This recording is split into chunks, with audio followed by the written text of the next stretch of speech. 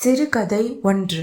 உழைத்தாலே வாழ்வில் முன்னேற முடியும். அழகு எறும்பும் சோம்பேறி எலியும். ஒரு பச்சை பூந்தோட்டத்தில் ஒரு சிறிய எறும்பு வாழ்ந்தது. அதன் பெயர் அழகு.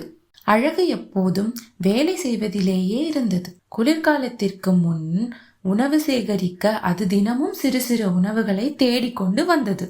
அதே தோட்டத்தில் ஓர் எலியும் வாழ்ந்து வந்தது. அது எப்போதும் விளையாடிக் கொண்டே இருந்தது. அழகை பார்த்து எலி சிரித்தது. "நீ ஏன் இவ்வளவு வேலை செய்ற?" என்றது. அதற்கு அழகு மெல்ல சிரித்து கொண்டே, "இப்போதே வேலை செய்தால்தான் பிறகு சிரமம் இல்லாம வாழ முடியும்" என்றது. 3 மாதங்கள் கழிந்தது. குளிரும் வந்தது. எல்லாம் உறைந்தது. உணவுகளும் கிடைக்கவில்லை. எலி குளிரில் பசியால் வாடியது. அதே நேரம் எறும்பு அழகு தனது வீட்டில் கதகதப்பான சூழலிலும் உணவுடனும் மகிழ்ச்சியாக இருந்தது. பசியுடன் இருந்த எலி வந்து அழகை பார்த்தது. அழகு எலியையும் உள்ளே அழைத்துச் சென்று உணவு கொடுத்தது. அந்த நாளில் இருந்து எலியும் உழைப்பின் முக்கியத்துவத்தை புரிந்து கொண்டது. உழைத்தாலே வாழ்வில் முன்னேற முடியும்.